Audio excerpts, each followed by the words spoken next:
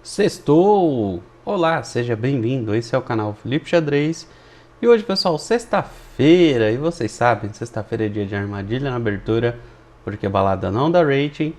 E hoje a gente vai continuar, né, aquela nossa discussão sobre armadilhas posicionais, onde grandes mestres caíram, né, em armadilhas posicionais. Como eu tinha comentado anteriormente, hoje eu vou falar da vez que o Kaspa, né, o velho Kaspa, Garry Kasparov, caiu numa armadilha dessas. Foi durante o Mundial de 1990 contra Anatoly Karpov. Foi a 7ª partida do match, né, valendo ali o Mundial. E, bom, antes da gente ir para o tabuleiro, você que está chegando agora, já aproveita, se inscreve no canal, ativa o sininho para não perder nenhuma notificação. Não esqueçam, pessoal, de deixar o like, que ajuda bastante na divulgação do vídeo. E para quem curte o conteúdo do canal, considere se tornar membro e apoiar o canal. Sem mais delongas, bora pro tabuleiro. Nessa partida, pessoal, o Karpov está jogando de brancas e o Kasparov está jogando de pretas. E como foi o Karpov que aplicou a armadilha, eu vou manter a visão aqui do Karpov. E o Karpov abriu com D4, cavalo F6, C4, G6. Aqui a gente, né, tá indo para uma Índia do rei. Kasparov jogava muito a Índia do rei, um jogador muito agressivo nesse tipo de defesa. Então, continuando, cavalo C3, bispo G7 em fianqueto, E4, D6, cavalo F3, roque, bispo E2, E5, já atacando o centro, bispo E3, cavalo A6, roque. Então agora o Karpov coloca o rei dele em segurança. Cavalo G4, bispo G5 atacando a dama, F6 bloqueando o ataque, bispo C1, então o bispo recua. E esse é o nosso último lance de livro. Continuando, rei H8, né, aquele lance profilático, tirando o rei de posições ali onde ele pode vir a ser atacado. H3 atacando o cavalo, cavalo recua para H6, D toma E5, F toma E5, bispo E3, cavalo F7, então o cavalo já sai do possível ataque do bispo. Dama D2 agora, né, somando com o bispo nessa diagonal aqui de casas escuras, por enquanto bem defendida pelo bispo e pelo cavalo. Cavalo C5, cavalo G5, cavalo toma G5, bispo toma G5, bispo F6, agora desafiando esse bispo de casas escuras.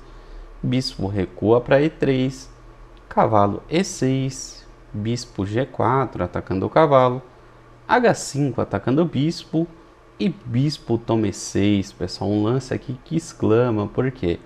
Deixa eu voltar aqui.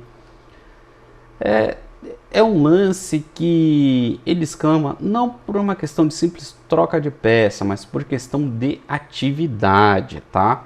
Que nem, por exemplo, se a gente for recuar o bispo aqui, vamos dizer que recua o bispo para E2, ok? A gente tem um problema aqui que as brancas ficam muito na retranca, né? Muito recuadas, sem espaço, tá? Uma possível continuação aqui para as pretas, pressionando as brancas mais ainda, seria com o bispo em G5. Depois de C5, atacando o centro, D toma C5, bispo toma G5, dama toma G5, dama toma G5 e cavalo toma G5. A gente tem uma posição aqui muito boa para as pretas. Agora esse cavalo está com uma atividade bem legal, continua pressionando o centro. Pretas tem aqui dois peões que já estão bem avançados. Bispo toma E6 é um lance que exclama, porque freia toda essa atividade das peças das pretas.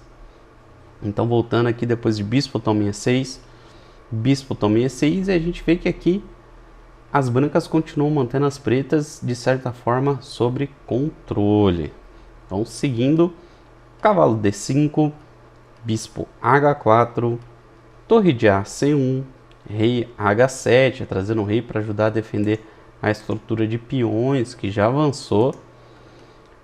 Torre C3, torre F7, B3, C6 agora atacando o cavalo, cavalo B4, torre D7, torre de C1, bispo F6, F4, e toma F4, bispo toma F4.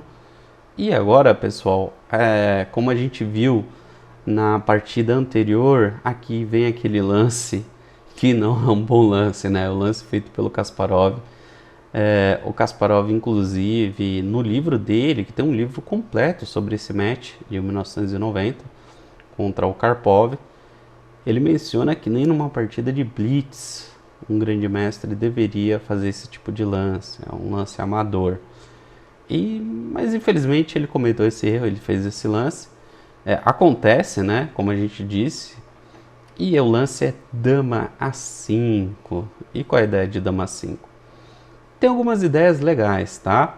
Por exemplo, tentar cravar o cavalo, pressionar o peão de A2, tentar manter algum certo controle sobre aqui a quinta horizontal, um possível avanço de peão aqui em C5, atacando o cavalo. Mas o grande problema na posição que esse lance não funciona, pessoal. E não funciona por quê? Porque brancas aqui tem o aterrador, né? O aterrador, o destruidor, cavalo D5. E é considerado um lance brilhante. Foi dessa forma que continuou a partida. Kasparov continuou aqui com dama C5 cheque. Há um recurso que ele encontrou na posição. Talvez para ele fosse melhor fazer aqui um dama em D8, né? Já vigiando a casa onde vai acontecer o duplo de cavalo, mas viria o duplo de qualquer jeito, com o cavalo toma F6 cheque, depois de dama toma F6, bispo toma aqui em D6, dama E5, aproveitando que o bispo está cravado, né? Senão o bispo toma a dama das pretas, está caindo a dama das brancas, mas depois de um C5, segurando aqui, fixando esse bispo, complica muito a vida aqui das pretas. Então, realmente aqui a posição é difícil de manter, não é fácil, e aqui tem que procurar recurso. Então, mesmo fazendo o melhor lance na posição, depois de dama em A5, fica complicado aqui para as pretas. Então, voltando aqui na posição, pessoal,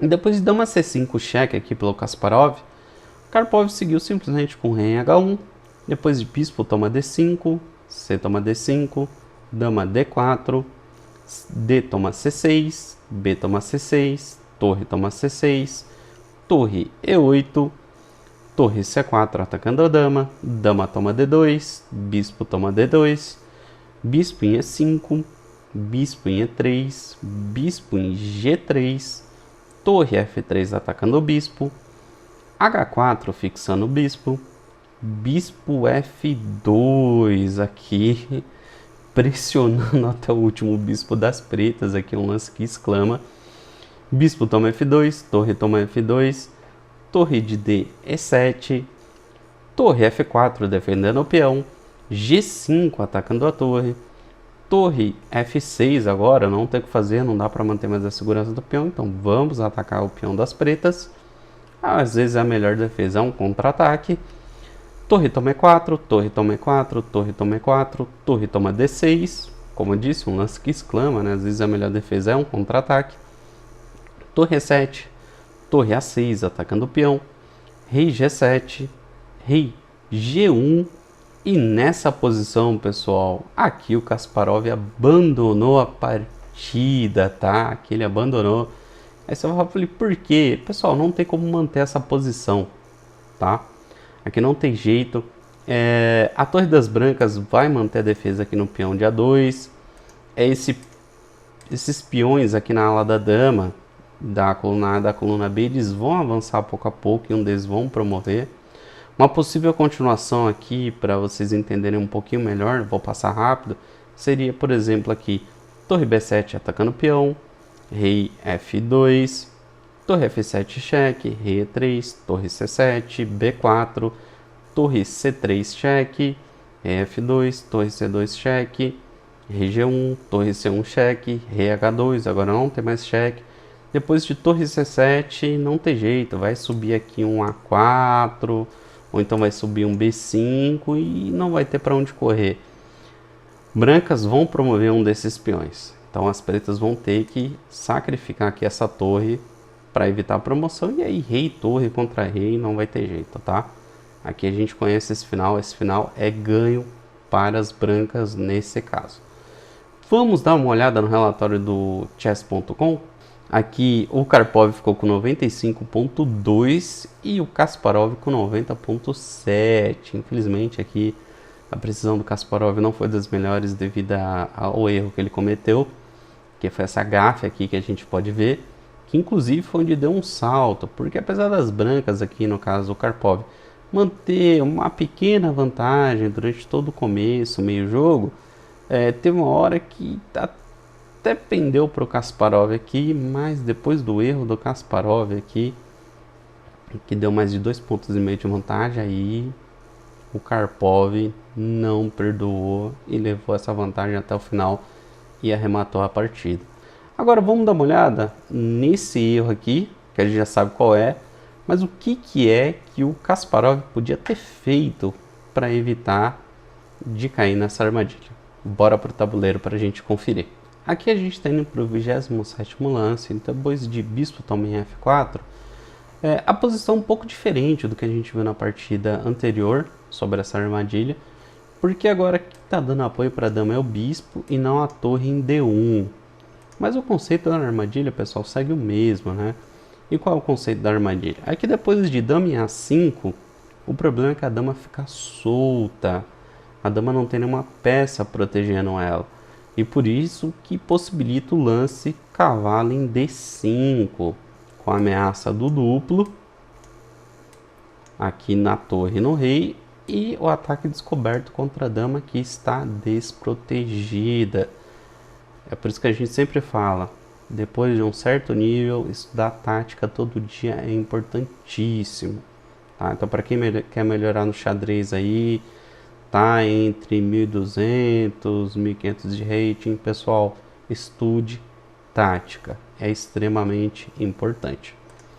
Então esse foi o grande problema na posição. O que o Kasparov poderia ter feito para evitar esse tipo de problema? A dama já está vigiando aqui a casa de F6, então o lance aqui de cavalo em D5 não funciona mais porque não existe ataque descoberto contra a dama em A5. Então o melhor que ele poderia fazer aqui é tentar minar os planos do Karpov aqui com esse bispo e essa dama, que é muito forte. Com um simples lance G5, tá? Aqui o G5 é bem legal, já ataca o bispo, faz com que ele recue. A dama tá protegendo o bispo das pretas aqui, então se ele sair a torre não vai poder contra-atacar. Então às vezes o simples na posição é o melhor, pessoal. A gente sempre tenta fazer o lance que cumpra várias funções, mas em determinados momentos não vai acontecer. E aí, às vezes o lance simples e óbvio, ele vai sim ser o melhor na posição. O vídeo de hoje foi esse, pessoal. Espero que vocês tenham gostado. Eu vou trazer ainda o vídeo do Fischer aplicando essa armadilha. E o vídeo também, que é muito legal, que é do Anand contra o Carlsen no Mundial, onde o Carlsen se consagrou campeão mundial. Que o Anand tenta aplicar essa armadilha contra o Carlsen também, mas o Carlsen, graças a Deus, ele quebrou essa maldição aí dos grandes mestres nos mundiais e não caiu nessa armadilha. Mas bom, esses são vídeos próximos que eu vou trazer. Eu desejo a todos vocês bastante rating, um ótimo final de semana e a gente se vê no próximo vídeo. Valeu!